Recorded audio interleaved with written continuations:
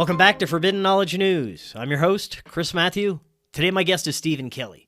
First, I have a couple of announcements. Episode 1 of the Forbidden documentary is complete. It will soon be available on Amazon Prime and other streaming platforms, but it is available for you to download right now for only $5 if you would like a pre-release copy. This will be a unique limited edition version of Episode 1 that you won't be able to see on Amazon or the other platforms, so get your copy now. It also helps fund future episodes, so we appreciate that greatly. And it's a great episode, so go check that out. I'm really proud of it, and the next one will be even better. So click the link in the description or visit our website, forbiddenknowledgenews. If you're a Rokfin subscriber, you can watch it directly on Rokfin. You can now get Forbidden Knowledge News live 5 days a week on Rokfin, Rumble, and our website. Our website, again, is forbiddenknowledge.news. This is also the home of the Forbidden Knowledge Network. That's where we feature some of your favorite podcasts. There's about 10 amazing podcasts on there. You can always get every new episode of Forbidden Knowledge News on Rokfin, Rumble, and all podcast platforms. Be sure to sign up on Rokfin. This is where you get our premium content. You also get all the premium content from every incredible creator on Rokfin. Just go to rokfin.com/FKN Plus or use that link right in the description. Today I want to welcome Stephen Kelley. He is a laser electro-optics engineer, laser pioneer, and inventor who created laser-aiming weapon systems for military use. He was contracted through the NSA and CIA and other government agencies to provide high-precision laser technology through his company, SK Industries. After falling out with the CIA and NSA, through his work, he was made aware of the multi-level underground systems of tunnels and bunkers that exist under the Getty Museum in Santa Monica Mountain, Los Angeles, California. He is also an author, scientist, and radio host. Stephen, welcome. How you doing? Well, I don't get up this early normally, but it worked out. Hey, there you go. Well, thank you for waking up and joining us. I really appreciate it. I've been looking forward to this. We're going to have an interesting discussion today. You've acquired some incredible information after your time contracted with the CIA and NSA through your laser technology company, and eventually became aware of what are known as DUMBS, or deep underground military bases under the Getty Museum, that are still being used for nefarious purposes, such as human trafficking, among many other incredibly evil military and CIA black operations. Now, we've got a lot to get into with this, and this is your first time on, so tell us a little bit more about yourself, your background, and how you got involved with the CIA and NSA. All right. Well, first of all, I just want to say that, I read Bill Cooper a long time ago. Okay. A lot of us read Bill Cooper, and that was kind of our first intro into this stuff. And I think long time ago they had a book out called they dare call it conspiracy or something like that. I don't know if you ever, but that was like the old primer to this stuff. But anyway, CIA. Okay, first of all, I'm a twin. I know that doesn't sound like it makes any difference at this point, but it will. And my dad was CIA, only they didn't call it CIA. All right. It was something, CIA is kind of a euphemism. I know there is a CIA, but there's all these other things too. And a lot of times we just say CIA because it's easy. It covers all these, secret this and that. The State Department was what he was working for. That was back during the Korean War. And they had all kinds of different divisions and departments, and they would send people out, and this half the time these were CIA operations, but they worked under the cover of the State Department. But anyway, that's what he was doing, and he was involved in the well, it wasn't COVID back then, but it was biological warfare, but that's what COVID is, of course. And they've been doing this since the 50s. They've been trying to come up with this stuff. And I'll just tell you something really fast before I get into myself, but this COVID stuff, this is called bacteriophage therapy. This stuff's been going on it was developed in Russia. Soviet Georgia was where most of the stuff came from. And this was what they used before antibiotics. This was medicine back in the day. So this is why the United States has spent so much time in former Soviet Republic of Georgia recently, not just because they're trying to take over Russia, but because they're trying to learn everything they can about this bacteriophage therapy. Anyway, back to myself. Yeah, I was in the electro-optics business before I was in any of this stuff, working on lasers and, all that stuff that they used during Desert Storm, to kill all those people. I had my fingers in all kinds of that stuff, but I got out of that business. Let me see, what was it, 80s or something like that, just before the 90s. And I get out of it because they're kind of sticking it to me. I made a whole lot of money for a lot of people, and I made the country really strong and all that. And they didn't do nothing for me. So I went out on my own. I hooked up with doing some business with my brother. And by this time, my brother was getting all these hits from the CIA. It wasn't CIA, though. It was actually Intertel. I don't know if you ever heard of Intertel before. Don't think so. Okay, well, Intertel is the international mafia.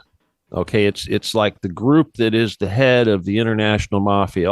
It's the corporate board controlling structure for all the different mafias all over the world. Anyway, they're the ones that control your CIA, your NSA, your governments, your mafias, and all that. It's really all this mafia stuff. People call it the Rothschild Khazarian mafia, whatever. It's Intertel.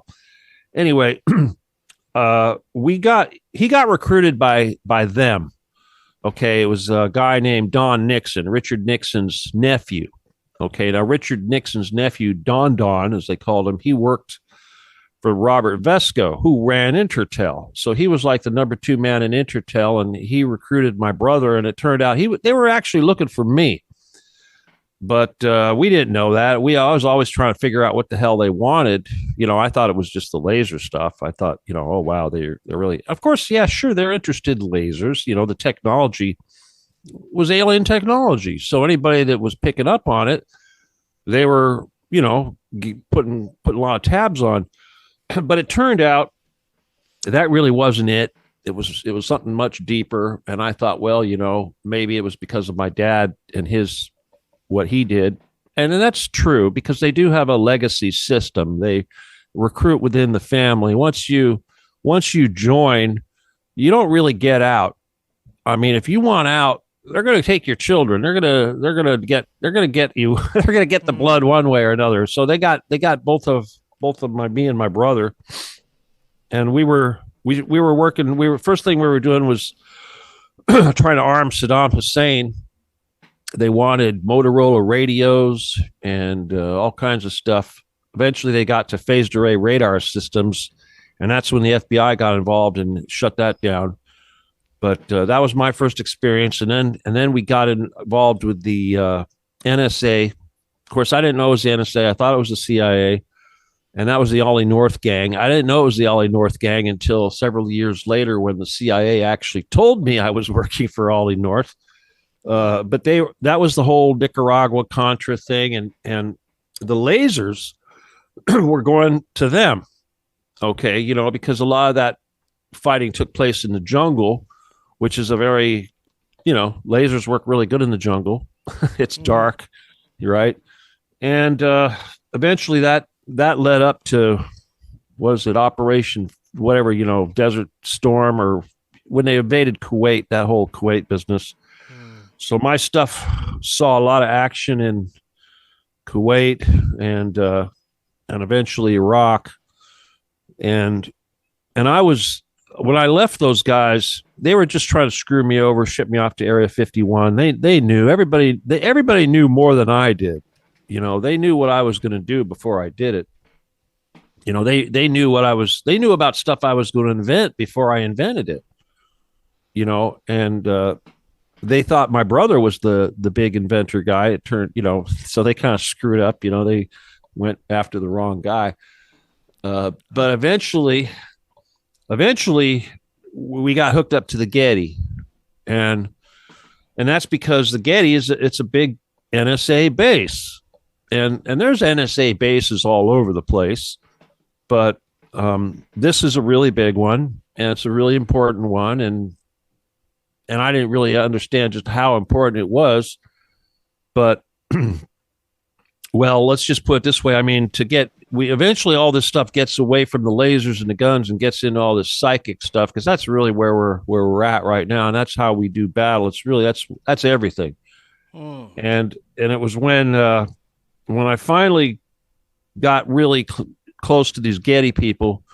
I didn't want to, I thought they were pretty wicked, but they made a lot of promises, and they said they had a really good convincing argument. They said that we were all humans and the earth was going to be invaded and we needed to save the earth and protect the earth from aliens and all this nonsense.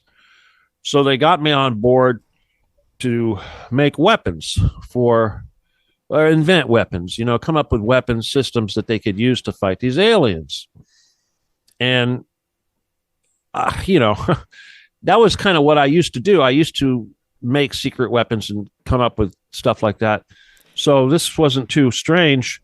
Now, what time period was this that they were telling you that Bill Clinton was president? Interesting. Okay. Yeah. Yeah. A lot of this stuff went down during the Clinton era. I mean, I got really heavily involved during Bush. I mean, I kind of remember everything by who was president at the time. But, obviously George Bush Sr. was the guy during the whole Nicaragua Contra thing, if you remember all that, with Ollie North. Yeah. So, and then Clinton came along and things got really heavy during Clinton. Clinton was when the whole human genome thing was happening. And that was right about when we were getting really heavy with the Getty guys, because they were gearing up for this whole COVID business. They wanted to collect DNA samples from Noah's Ark. Actually, there was, they found Noah's Ark. I mean, we all know where it is. And they went up there and they located what they think was the toilet on the boat. And where was this located? Oh, on Mount Ararat up there in Turkey. Armenia, Turkey, whatever. Anyway, so they wanted to take stool samples or fossilized stool samples or whatever it was from the anomaly, as they call it, and they were going to use this to isolate the genetic profile for Noah's family and then compare the rest of the people on Earth to that, and they were going to eliminate anybody that wasn't related. They've been trying to do that for a long time. But anyway, so when we got involved, so I did this. So I'm doing this, trying to figure out how to fight aliens and all this stuff. And I realized real quick, well, I started trying to get all spiritual and do religious stuff and see if maybe we could combine, holy water or scripture or whatever, we'll put scripture on the side of a bullet. I don't know, kind of a Dracula type thing. And I realized eventually that the only way we were ever going to fight these guys was with our brains, using psychic powers, because humans have skills. So I dove into that, 100%. And I got involved in all kinds of groups and I tried to learn everything. And I went out there and learned all the, everything, all the stuff that nobody wants to learn about too. You got to learn about it all. You got to study the Satanist crap, the pagan crap, all of it, Buddhism, world history, everything, all the religion. So I got pretty, actually, as a twin, I mentioned I'm a twin. We all have psychic skills. We all have psychic skills. Some have a little bit more than others. Some are born gifted, but I got pretty good at it. And, I hooked up, I started collecting psychics. Okay. I still do. It's my group, my Telegram group is what that's all about, really. I call them Jedi. But I've been collecting psychics because I wanted to go back to this Getty and do battle with them, because this is what they do. The Getty is protected not just by guns, but by psychics. Now this has been around a long time. During World War II, Hitler had his psychics, and they were called Vril, V-R-I-L. I know you've heard that before. Yeah. Yeah, well, the Vril are alive and well today. There were good Vril and bad Vril, if you will. We don't really say that good and evil thing, but the Getty is protected by at least 200 of these Vril, and they're all trained there. And a lot of these abductions that they do, when the whole mission, of course, is to stop this child abduction and torture and satanic ritual abuse and all that. But the big portion of this whole abduction stuff is to locate people with these psychic skills. And this is where they get them. They'll kidnap these children, and they'll find the ones that have the talents, and they send them to a school. Basically, the school is under the Getty. Now, have you been under the Getty yourself? Nope, nobody goes under the Getty. The only people that go under the Getty are the bad guys and the victims. And if you there's only one person I know that's come out from under the Getty, and that's Allie Carter. You know Allie Carter? I've heard of her, yeah. Little black girl, yeah. Okay, well, the only way she got out of there alive is by killing children. Okay, they took her down there for the sole purpose of performing a ritual sacrifice, and then she got to leave afterwards. And the only reason she's gone public now is that so they can try to hijack this from me. Because if you've noticed, we've got our Sound of Freedom movie. Isn't that funny? SOF. You know what SOF is? Soldier of Fortune. Huh. You look at that Tim Ballard guy, he looks like a soldier of fortune. Okay, I know all about that stuff because that's what I used to be. So when I hear SOF, I don't hear Sound of Freedom. I hear Soldier of Fortune. And that's what this is. And I'll tell you, Carlos Slim and a whole bunch of bad guys, the guy from Virgin Air, the guy Paul Mitchell, there's a whole bunch of creepy dudes who are into pedophilia who financed that movie. So it's a joke. It's the only reason that, Disney is produced that. It was a Fox movie. Disney buys Fox. 3 years later, they release it. They put it on the shelf. They didn't want it out. Now they want it out. Why do they want it out? Because of us. Because of Occupy the Getty is taking over. Because everybody's talking about it. Hell, I had a little girl delivering something to my door the other day, and I don't have a cell phone. She says she made a comment about that, and I said, well, ex-CIA, we don't use cell phones. And then she comes back and she says, hey, is it true? I heard that they're shipping children from Long Beach, the port of Long Beach, to underneath the Getty. And I said, yeah, that's true. That came from me. So the point is, we're getting out there. Now, Stephen, let me ask you, without giving away specific names, how did you get the information about what was really going on underneath there? Well, I'll give out specific names. I don't care.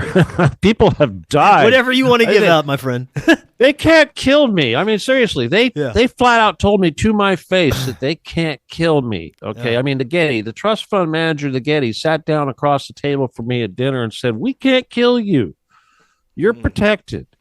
They called it the Can't Be Killed Club. Now, before he said that, I knew it because I already seen plenty of people try to kill me that died in the process, usually very violently. Now, may I ask, why is it that you're in that Can't Be Killed Club? Well, it's kind of like this. When a human has a certain destiny, they're going to do something. Everything in reality is based on probability. Whether or not that thing is going to actually happen. It's all percentages. And when there's something that has a 90% or better chance of actually happening, there's nothing that can stop that. It's written at that point, it becomes written in stone. And it's the same thing with this mission. Basically, they've known for thousands of years that I would come and I would do this. They knew it. They told me that. And they also knew they couldn't stop it. So what they try to do is they try to manage it. So they tried to manage it. They offered me a throne. They said, you can come down here and be one of us. You're so much better than everybody, all this. It's kind of like the Masons. But so I already knew that. But the thing is that, when I was with the NSA and I left those guys, I wore body armor for a whole year waiting for them to come and get me. But they didn't. They couldn't. They were the ones that got chased away, not me. And this is common. And so what I've been doing for the last 20 years, I've been pushing it. I'll do anything I can to poke that tiger, to tweak, to pull his tail, to poke him in the eye, whatever. I am not getting bit. it doesn't matter. I go after whoever, the drug cartels, Mossad, Shin Bet, the Kraft International, these professional killers. I go after all of them, and they run from me. I mean, guys like Craig Sawyer, you know, professional tough guy. I told him, I said, here's my address. You get all your buddies together and all your guns, and you come see me, and we'll see what happens. And I won't even use a gun. You know, I don't need a gun. You know, I mean, you'll have an accident on the way over here. You go on a plane, your plane will crash. You get in a car, you're going to crash. Bad things will happen. And if it doesn't happen to you, it'll happen to your family. It'll happen to your kids. You know, it'll happen to somebody really close to you. I mean, I've had guys screw with me that develop spinal diseases, who are in pain for the rest of their lives. I've had people get in violent car crashes where they were turned into hamburger because they wanted to kill me. I've had guys turn up dead in the motel rooms. You know, it's just one of those things. Now I know I have a psychic army. I have an altar. You've probably heard of stuff like that, but I have an altar. His name is Rambo. I call him Rambo. I don't know what his real name is, but he's Rambo. We call him Rambo. Rambo is an entity. He's an 8th density entity. All right. And if you know anything about the densities, you'll know what I'm talking about. But according to Rambo, he's an 8th density entity, and his job is to basically come down here and wipe out. Well, he's like God's hitman. He comes down here and wipes these guys out. Now, he's kind of a leader, but he does all that. We do a lot of stuff in the astral. All of our fighting goes on in the astral. Because that's where it's at, you know, for we wrestle not against flesh and blood, but against principalities and powers and high places, etc. That's how we do this. We're not killing humans. We go after the Vril. We go after these Draco. We kill Draco every night. We close portals. Our job is to basically delete all the Draco, all the Anunnaki, and all the Gray. Now, how long have you been initiated in this esoteric mystery information that you're discussing now? Well, like I said, back during the Clinton administration, when they were telling me I had to help them come up with a way to save the world from the aliens, this is when I really kind of started it. But when I was a kid, you know, I mean, like I said, I'm a twin, and as a twin, you know, you do stuff. You know, we have little psychic stuff going on, and I used to do, you know, even when I was a child, I used to do stuff like tarot cards, and I stopped doing it because it was scary. You know, because it worked. Right. But when you're psychic, you just write all the time. Okay, you just write. You know stuff that you shouldn't know. You don't even know why you know it. You just know it. But, you know, back to the Getty thing, you're asking me, how do I know this and how I know that? There's a lot of ways to know this stuff. I mean, first of all, we all knew about these DUMBS, you know, Phil Schneider, Bill Cooper. They've been talking about it for years. We know about it. I've had so many of these people come to me. There was one guy named Vince, and he was actually a Draco. He was a shapeshifter, but he came to me when I was working on this CIA project called the Plasma Beam. It was like a big flashlight, but it wasn't really a flashlight. It was more like a weapon system. It was a weapon system that I was waiting to be turned into what it was going to be turned into. You know, like the Men in Black, they use those little flashy thingies. It was like it was kind of like one of those, but real. Oh my God, I got to turn on the air conditioner. What is it? Oh, let me see. Oh, it's only 90 degrees. Right on. Yeah. Oh, okay. Pretty soon I'm going to start sweating. I'm going to have to turn the air on. But yeah, go for it. Well, I'll give you a second before I do this. But we turned. What did we do? Now my brother was the one that had most of the connection. Okay, I was doing some heavy CIA NSA stuff.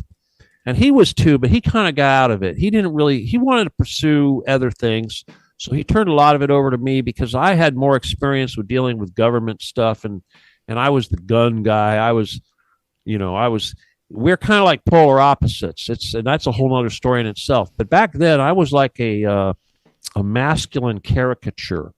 I was uber macho. If you look at me now, you think I'm skinny. I'm not Arnold Schwarzenegger, but people were scared of me. I was deadly, deadly with a gun. Just really, I was famous for that. World famous for being really scary with a Glock. Glock's my thing. Glock and MP5, or any military weapon, but mostly Glock and MP5. I could light a match. Okay. But anyway, so they were scared of me about that, and they were always thinking that I was gonna put an army together, and this is how this was gonna happen. It's like, the movie The Matrix, when Keanu's going in there to rescue Morpheus. Okay, that's the Getty. That is the Getty. That's what they were talking about. If you look at the marble going all over the place, that's the Getty. That's what's supposed to be the Getty. This is what they thought was going to happen.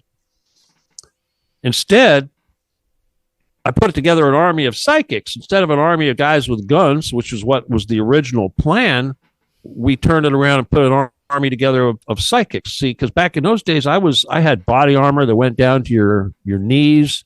I had that plasma beam. I had secret weapons. I had, laser sighting systems and gas masks and night vision and all that stuff. Anything the military has today, I had stuff that was a little better, because I was inventing this stuff. A lot of the systems that they use today in the war are they got from me. Mm.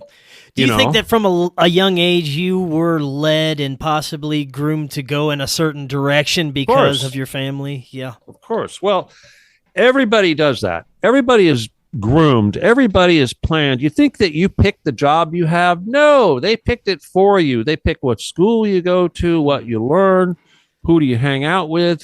It's all planned way, way in advance. So yeah, they did that. But you see, I broke my programming. Pot does that. I went in another direction.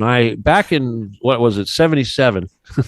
Back in 77, I hooked up with a Vietnamese refugee who did fortunes. Okay, so I had my fortune told in great, great detail back in 77, and I was supposed to make about $500 million or something like that doing weapon systems. And that happened. Okay. I got there.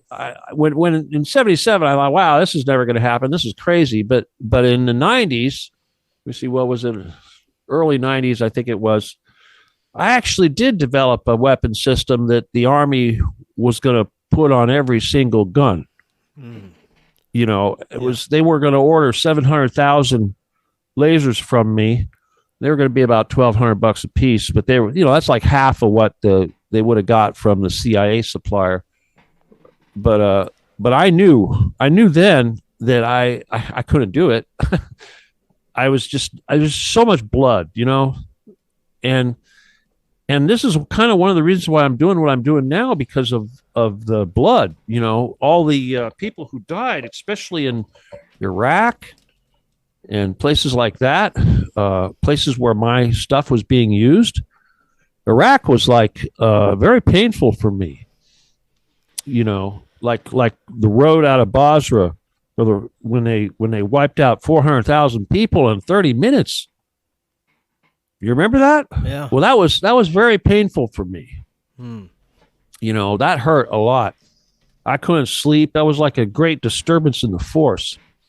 Because I was involved. And so I've been working really hard to make up for stuff like that. You said something very interesting. You said that in some aspects, they control the direction of everyone's life. Is that what you were trying to get at? That they have a way to steer every single person in a direction that they want them to go, career-wise, friends, these things can be all that manipulated? All right. Well, you also have to remember is that, they have technology. They can see the future. Of course, that stopped. They only went up to 2012. That was the big transition. When the transition started, was actually at 2012. But their looking glass stopped at 2012. But they had a really good idea. So they knew who to kind of keep an eye on and who to modify and who to work on. Some people they don't really have to, because they're not really going to do anything. But they really pay attention to are the people that influence others. They're very concerned about that, and especially if you're a genius and you're really motivated, that's the thing they fear the most. Because one motivated genius can undo the programming of a million people. So yeah, that's their downfall. Yeah, that's basically what we're trying to do right now with this mission, is just wake up those people, and it's happening. But what was the gist of your question? I mean, see, the thing is that this whole planning stuff. To what extent are they interfering or steering each individual person in their own lives? Because you said, like yourself, that marijuana broke the programming you were under and you were able to do your own thing. Is this across the board with people, or are some people still just being controlled to be part of, I guess you would say, this background program and not look behind the curtain? I think that all of us have the potential to wake up and assume our role and do the work that we actually came here to do. Right on. And this is why people reincarnate, is because they never got done doing the work they came here to do. And most people, they never even wake up and remember that they came here to do a job. And that's why they have to keep coming back and doing it over and over. So the sooner that you realize that you do have a purpose and you did come here to affect that some change, then you're closer to getting out of here. But here's the reality. The reality is that we get salvation through knowledge, and we're all the same person technically. We're all part of God. God is a single thing. So all of these billions of people running around are all little portions of God, and it's all the same thing. We're all the same person having these little separate little experiences, but technically we're all the same. So what that means is we don't go home until we all go home. And this is why, if you want to go home and you want to graduate, it behooves you to spread your knowledge with other people, because it's only through that knowledge that we get to go home. So as far as waking up everybody and everybody having an effect, some of us are going to wake up first. It's like the whole Matrix thing, Neo. The one that does it first is going to do it for everyone else, because ultimately we can change our reality. We can manifest. We can cause our destiny to be whatever. And the first one that really learns how to do that is able to affect this destiny for everyone else. So this is what's really important.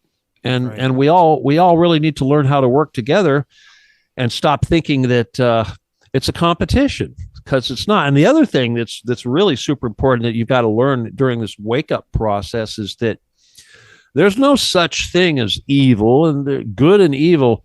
It's all different shades of gray that's ever changing. Good. There is nothing good that's 100% good, except maybe Christ and God, and that, we're so far from that. The best that we can do as humans, as living entities, is try to become at least over half service to others. That's the answer. The whole purpose of being on this earth is to serve others and to teach other people that is the path to salvation. All right. Was that a vape? I saw that. No, that's not a vape. Oh, no. Okay, anyway. I thought you were, anyway.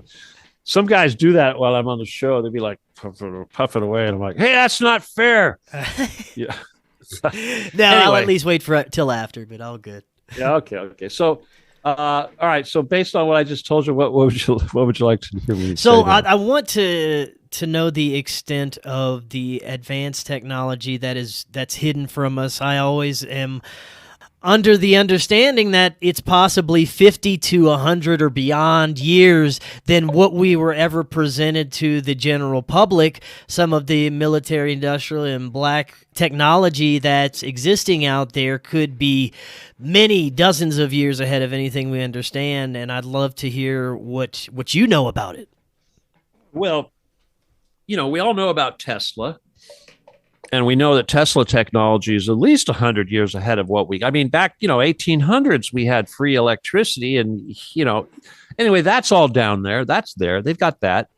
But they also have alien tech, from grays and reptiles and such. And they also have ancient tech, like stuff from Atlantis. I mean, we use Atlantis technology now. When you work with the organite and crystals and that kind of thing, that's Atlantis tech. I mean, I got in trouble. I was working on some free energy stuff, and I had Men in Black in my garage because of it. So yeah, I've discovered some things. There's a lot of tech. And the thing is that humans, we don't really need the tech. We can do it with our brain. Anything you can do with tech, you can do with your brain. And it's just a matter of learning it. But not all people can do that. And that's why the tech is kind of important. And I really want to get down there because of we need that tech to cure the earth, to do things like fix Fukushima and remove this radiation and undo this COVID and this damage that they did to everybody's DNA. We need to fix that. We need to get all this crap out of the atmosphere. We need to undo all this damage, get rid of all those heavy metals. The quickest way to do that, of course, is with their tech. One of the biggest, most important techs that's down there is scalar based. And that's, of course, fourth density. That's the density that's just above us. Of course, fourth, fifth, all that. As soon as you get above the third level, things change. But scalar tech involves things like, not holography, but you can actually modify reality using scalar technology. And I had been working on this tech for a while myself because it's not strictly their domain. We can do it too. But the thing is that they have such stronger tech than we do that they can overpower our tech. But one of the things that I did that they wanted to kill me for was I found a way to program a solid state laser with a scalar program. So in other words, I could project a scalar program using a laser beam a great distance. And this was a big, big problem for them because they didn't want me to figure that out. They didn't, I don't even know if they know that, but they actually put a hit out on me. Did you hear about that big argument I got into with Kerry Cassidy on that idiot Louis Terms show? Did you hear about that? No, I didn't. No. You didn't see it? Oh my God. It's all over the internet right now. All right. Well, you know Kerry Cassidy, right? Yeah. Yeah. Okay. Well, anyway, all right. I know her really well. Yeah. I'll just leave it at that. But she was at a Bilderberger meeting attending. Now she told everybody that she's not a Bilderberger. I called her out. I said, well, you were at the Bilderberger meeting. And she said, no, I wasn't. I was at a Bilderberger protest meeting. Sure you were. With David Icke and Alex Jones. I'm like, oh yeah, that's redeeming there. But yeah, that really makes you look good. But anyway, she called me from London and said that the Bilderbergers had put a hit out on me and a couple other guys, associates that were working on the scalar stuff. And she said that they didn't mind what I was doing now, this whole speaking and lecturing and all that stuff. What they really didn't like was when I was inventing things and the laser business. They didn't like that at all. So basically, what we were coming up with was like a lightsaber kind of a thing. You can program these things to do whatever you want. I mean, whatever, anything. And so they wanted to kill me. Of course, I told everybody about it, and I got a big old army of spirits behind me, if you will. And they couldn't do anything. They couldn't touch me. And anyway, I got on this. I challenged her on that. I said, "Hey, Kerry, remember that time? You called me up from London and all that." Anyway, she got a big old thing. But yeah, that's what that was all about. That technology. So yeah, that's one of the biggest technologies they have down there. But they do a lot of, the MK Ultra mind control stuff. Mm-hmm. A lot of that is emanating from that location. There are limitations to what they can do, but they can definitely alter people's opinions about things and how they feel about other people and things like that. They can make you like somebody like your family. Okay, that's just it's like love potion. There's no such thing as a love potion per se, but the best you can do is you can get somebody to really like you a lot. That's what the tech can actually do. And it can do other things, but that's, as far as human emotion goes, that's, the tech can actually affect that. Getting back to the Getty and the underground facilities, I've had different researchers and guests on that speculate about tunnels that go across the United States underground. I live in northern Colorado now, used to live in Denver, and of course we have the famous Denver airport here that many speculate is a massive underground military facility that could have tunnels connecting across to different cities underground across the United States. And I'd like to get your thoughts on how far these tunnels go. Do they go to the Getty, and what are they being used for? All right. People need to stop thinking of the earth as like a solid rock. It's not. It's more like a sponge. Okay? It's a sponge. And it's not even a solid. It's hollow. But the crust of this hollow, it's like a geode. You know what a geode, right? Yeah. Okay, well, the earth is a geode. It's a big geode. Only instead of crystals inside, you've got mountains and oceans and lakes and stuff. Yeah, and there's a sun in the middle of the earth, but it's not really a sun. It's a plasma ball. Remember, we were talking about plasma beams. Same thing. It's a nuclear thing, but anyway. So yeah, there's man-made tunnels. There's big tunnels, little tunnels. There's tunnels that have been there that the mafia made. There's tunnels that the Draco made, the Gray made. There's tunnels that they made back during the times of Atlantis. The Earth is hundreds of millions of years old. Wow. Hundreds. This war that we're in right now with the Draco and all that, the Gray, the Draco, the Anunnaki, that they've been running the Earth for 25 million years. Okay, 25 million. Before that, there was at least 8,000 different species of entity living here. 8,000. We think these humans are so advanced. We weren't even, hell, they made us. We're just a bunch of hybrids that were created by these three entities. They each made different hybrids that they used to do their slave labor. It's like Zachariah Stitchin said when they hybridized Neanderthals to make Homo sapiens so that they could dig gold. And then, fallen angels, and they learn, the women learned how to make colorful clothing and makeup and music and all that, and it all happened. But the thing is that these three entities have basically, God made a treaty with these three entities and basically said, all right, I'm not going to wipe you out. We're not going to have a flood. We're not going to do this, but you're going to abide by a treaty. And that treaty basically said there could be no more than 250 million of them, and that the Earth could only have so many, and that the moon was going to be the realm of the Gray, and that Nibiru was going to be the realm of the Anunnaki, and that they wouldn't eat humans, and they wouldn't have portals, and they wouldn't bring any more of them here on the Earth. But they violated every single one of these treaties, and this is why us as humans are now rising up and destroying them, because that's why when we were hybridized, we weren't even supposed to have a soul. Okay? They did not intend for us to have a soul. We had 8 chakras.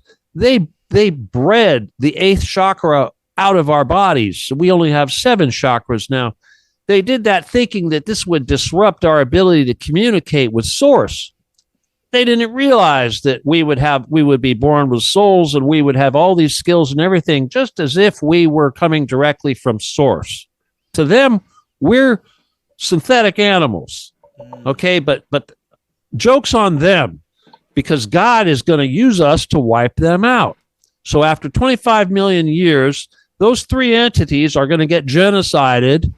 And the Jedi are doing it. We're doing it right now. We're doing it with the Draco, then the Grey, and then the Anunnaki in that order. And they're going to get completely wiped out. And this is not about hate. This is surgery. We're removing cancer. And when it's over, and when these things are gone from the universe, you will see all of those entities, those 8,000 species, will all come back, and the Earth will be like it used to be. And so we're supposed to be sovereign beings, even though we were engineered. We've been infiltrated somehow by these beings. Well, that's kind of a funny way of putting it, because sovereign isn't really real. I know a lot of humans like to use that term, but it's kind of a notion that was bred into us to make us think that we're all special, because we're really not. We're really not. Because you got to remember, we're not even individuals. We think we're individuals, but we're not. We're not. We're all the same person taking turns having an experience in a different body. Mm-hmm. That's all this is, because ultimately it's all about gaining this experience so that God can have experience. This is what reality is it's experience, it's knowledge, it's action. This is what makes thought into reality. So that's what we are. But as far as being sovereign is concerned, we are earning our place in the universe. You see, there's a lot of entities out there that you could say are truly sovereign. But when you get down to it, once again, there's only two parties in the universe, or two types of entity, STO and STS, service to others and service to self.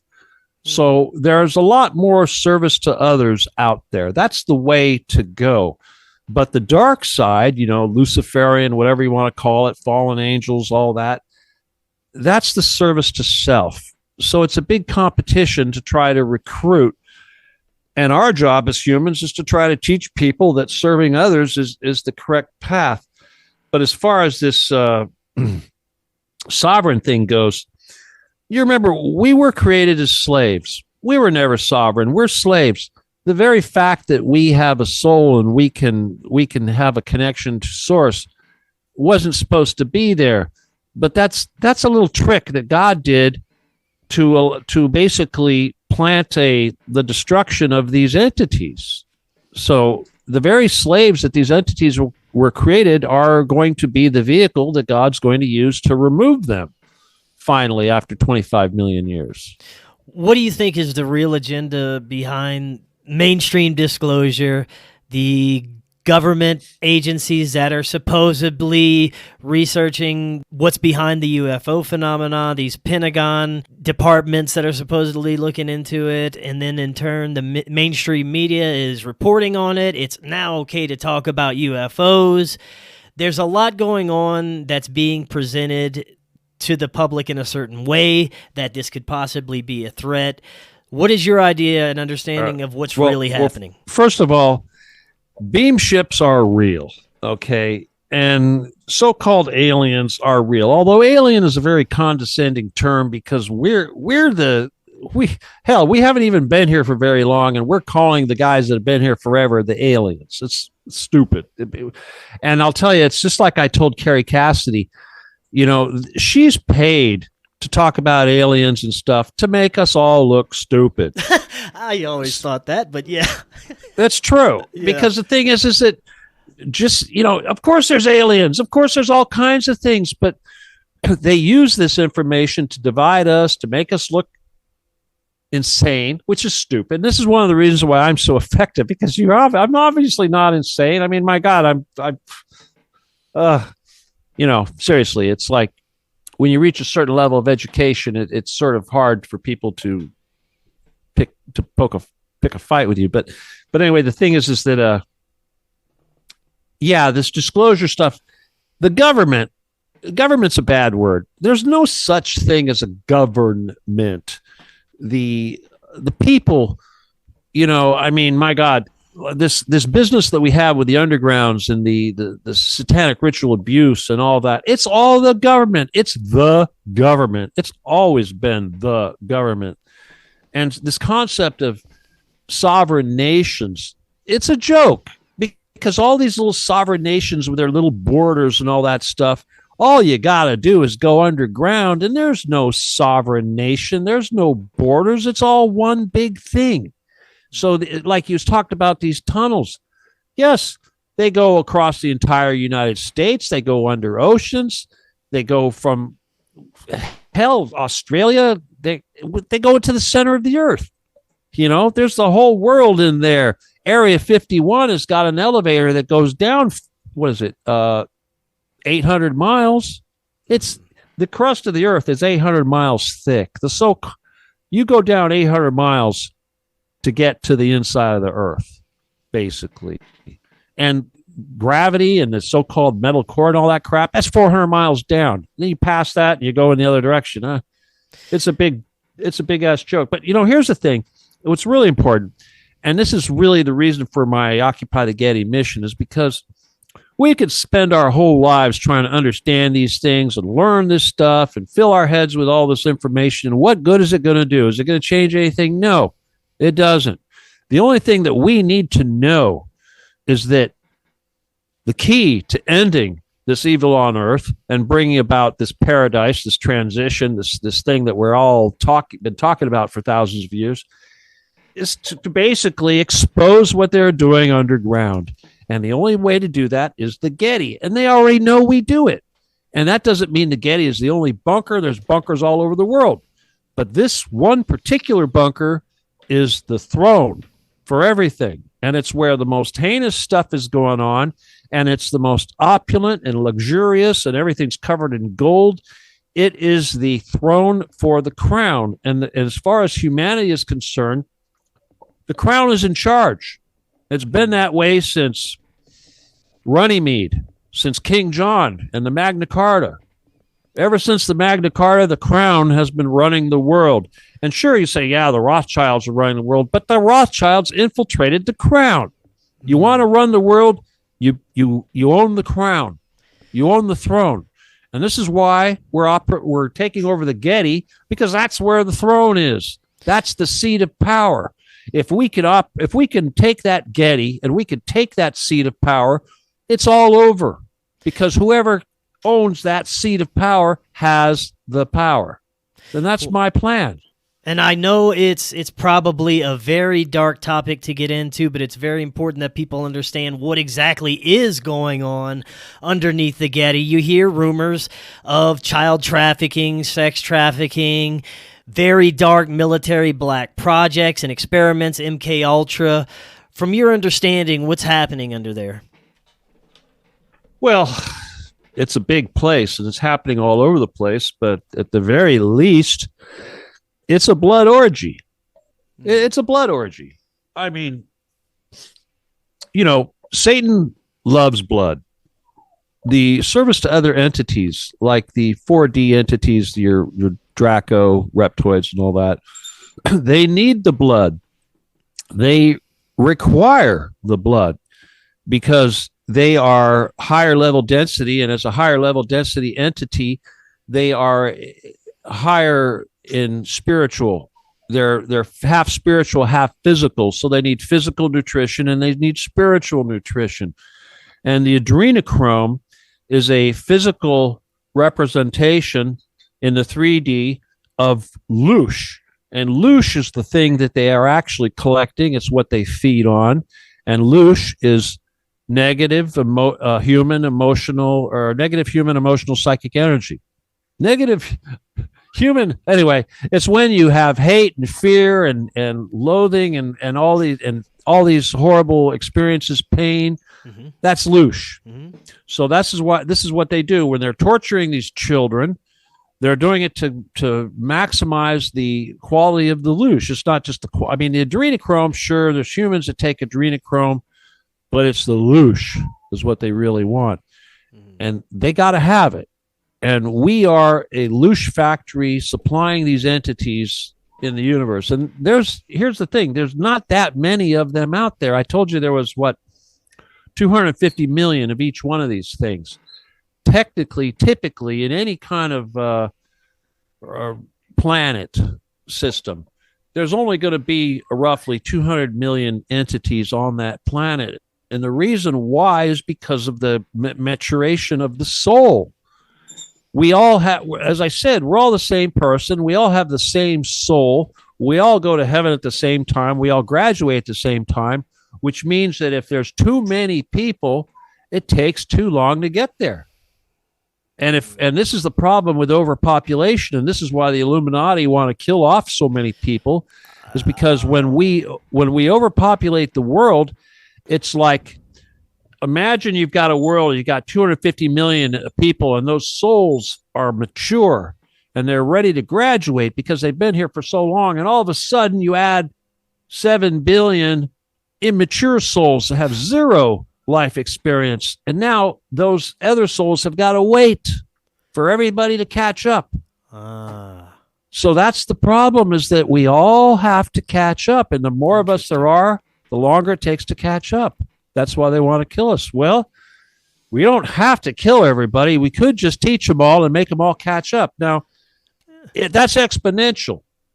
And unfortunately, the road to enlightenment, which is what we're all trying to achieve, requires that you got to learn about the good, the bad, and the ugly. Well, you would think it'd be easier, instead of hiding all this knowledge, all this secret esoteric knowledge and divine wisdom from the masses. If we taught them, like you said, possibly they could achieve their goal without having to kill everyone. Yeah, that's true, except that there's only one problem, is that as Satanists, they're taught to believe that they are superior and they are like gods. Oh, that's interesting. Somebody's at my front door. Oh, you were saying the wrong things.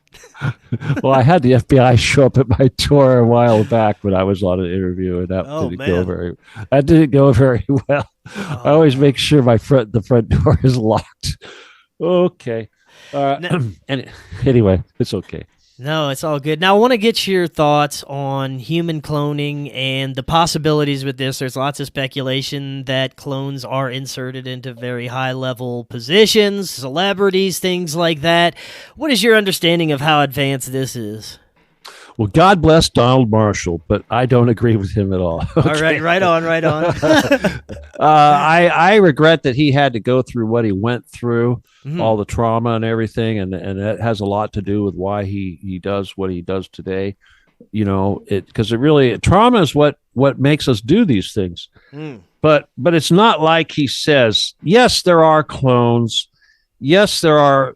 Humans can make clones. Most of the cloning is done by the aliens, the good guys and the bad guys. And as far as replacing important people, yeah, there's some high-profile clones.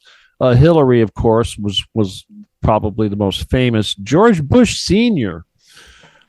Is probably the most famous clone, because he was cloned many, many times.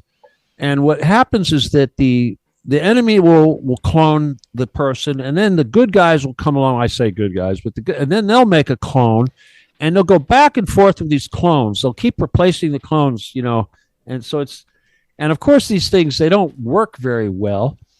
You know, they don't last long. I mean, Hillary's a perfect example of that. They don't last long. They don't function very well, and they say stupid things.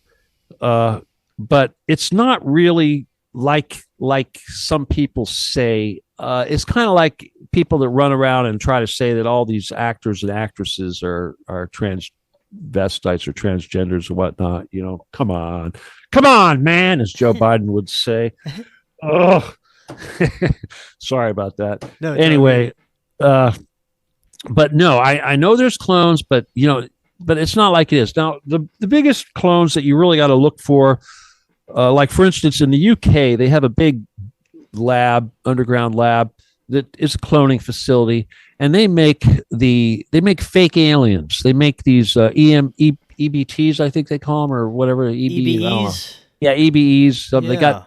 They don't look like the real Greys. They're a little bit different. I think their eyes are shaped different. But those are man-made gray. Those are clones. So yeah, we're going to have to watch out for that. I kind of don't really, this kind of pisses me off because when I started getting into all this stuff, there was this one idiot, used to call himself former white hat. He's dead now. He's one of those guys I was telling you about. He screwed with me and now he's dead, but he could be still alive hiding, but he's hiding either way.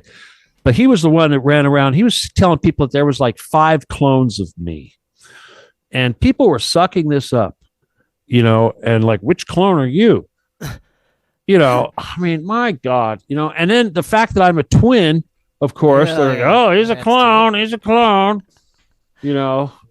So yeah. You mentioned good guys, and then you quickly retracted that a little bit. Is there anyone that has slightly the inkling of humanity's interest in mind that are part of powerful groups? Well, sure. JFK Jr. is pretty cool, but he still doesn't know everything. Right. That's one of the problems with these people. It's like saying you're good and you're bad. There's nothing that's 100%. It's just like being intelligent or being right. There's nothing that's 100%. I mean, I made a mistake. I thought I was wrong once, but I was mistaken. No. Yeah, you could. Come on now. But yeah, we're all human. We're all fallible, and the best way to represent this dimension or this density that we're on is the yin and the yang. And when you look at the yin and the yang, it's static. No, it's not static. It's actually revolving. It's always spinning. And so what that means is you're getting constant different ratios of black and white. And this is the nature of our reality, is that everything is shades of gray. And so when I say good, the most good has some bad, and the most bad has some good. And that goes up and down. It changes. So we have to realize that we can all have salvation. All we have to do is learn to serve others a little bit more than we serve ourselves. So it's now like, let's for instance say you're a Satanist, or a Luciferian. A lot of people would say, or a Draco for that matter. A lot of people say, well, yeah, he's a Luciferian, but he's a really nice guy. Guys like Max Spears, remember Max Spears? Yeah, Another one of those dead guys. Anyway, he was a Luciferian. Mm-hmm. He's what I call Luciferian light. Okay? You're still a Luciferian. You may be really pleasant, nice, and really cool to hang out with, but you're anti-human. The nature of being a Luciferian is being anti-human, and being anti-human is not a good place to be. That's how you go to hell. Now, what's the difference between Luciferianism, Satanism? Is this more of a metaphysical type of thing? Well, are the Draco physical beings or more of spiritual entities? Well, again, there's 9 levels of density, and every level of density is inhabited by different types of entities. Number 9 is God. Number 8 is the Holy Spirit. Number 7 is the ascended masters, including Jesus. Number 6 is the angels. Number 5 is heaven, as we call it. Number 4 is the aliens, or hell. Number 3 is this right here, where we are right now. And number 2, that's the plants and the animals. And number 1, that's all the inanimate objects. Your coffee cup, your concrete, your rocks, that kind of a thing. It's just like Tesla said, it's all about 3, 6, 9. We're in the 3, the level above us is the 6, and the Trinity is the 9. Interesting. Okay, the Trinity is real. So, right. Again, you divide that down the middle, and there's about maybe say 30% or so of the universe are the so-called bad guys. But we don't say bad, we say STS. The ones that like to serve themselves, the greedy ones, the selfish ones. The world that we live in today is based on selfishness. It's a STS world. Right. Our salvation and the purpose of our mission, besides freeing the children and eliminating all the Draco, etc., is to convert our society, our world, our reality into a non-selfish society. We need to teach people that wealth comes through service to others, not hoarding of treasure. You know, in the future, people will be celebrated for what they've done for other people, not for what they've done for themselves. I mean, it's like, imagine people that honored Donald Trump. What the hell did Donald Trump do for anybody besides take their money? Yeah. I love how people put folks like that up on pedestals and look for saviors and heroes here. But Stephen, we got a few minutes left. I would love to get your thoughts on the possibilities that we may see. Many think we may see a fake invasion scenario. What do you think is the next big thing that we're going to see? Because I believe we're in a war. We're in a spiritual war. Okay, here's the thing. They try to control our reality. They try to manifest. They try to control. I mean, hell, Revelations in the Bible was a perfect example of it, trying to tell us what our future is going to be. Our future is going to be what we make, not what they tell us. They program us and they tell us, this is what's coming. This is what's coming. So you all say, this is what's coming. And then you make it come. What's coming is Occupy the Getty. What's coming is freedom on earth. What's coming is paradise on earth. What's coming is the end of 25 million years of evil on earth. That's what's coming. All this other fake stuff, it's just like World War III and mass pandemic and death. No, that's not what's coming. What's coming is their end. And I'll tell you something. I'm not here to cut their heads off. I'm here to free everybody, but I'm also here to bring them back into the human family, because ultimately even Satan and Lucifer just want to come home and be part of the family. And so that's what we do. Prodigal son. We forgive them. We don't punish. We're not Satan. We're not going to cut your head off. We're never going to let you commit your crimes again, but we're not going to punish you, and we're not going to do what you would do to us. And that's the future. Right on. All right, let me just plug my stuff. Yeah, go for it. Plug it. Plug away. Obviously, first of all, hi to everybody in the group. If you guys are, whenever you're listening to this thing, the group is, I'm censored. I'm not on anywhere. You got to go to Telegram. You got to join Telegram, and you got to find Occupy the Getty / Stephen D. Kelley, STEVENKELLEY. And if you want to email me, you got to go to Law 17 Gun, and you can get my book for free, and you can get healing. You can learn how to join the Jedi, blah, blah, blah. What else? Oh, yeah, if you want to donate, PayPal's Stephen Kelley 714 at yahoo.com. You got to say friend or family, or I will send it back. Okay. And what else? That's about. Oh, yeah. And Truth Cat Radio every Thursday at 9 p.m. Eastern, 7 p.m. Pacific time. Stephen D. Kelley Show comes on for an hour at www.truthcatradio.com. So I wish you guys would join me, because we're censored all to hell. You know? Yeah, I feel that. Stephen, thank you so much. This was fantastic. We could go a lot deeper, so we'll have to do this again in the future for sure. All right, next time. Yes, man. And until next time, everyone, have an excellent evening. We will talk again tomorrow. See y'all then.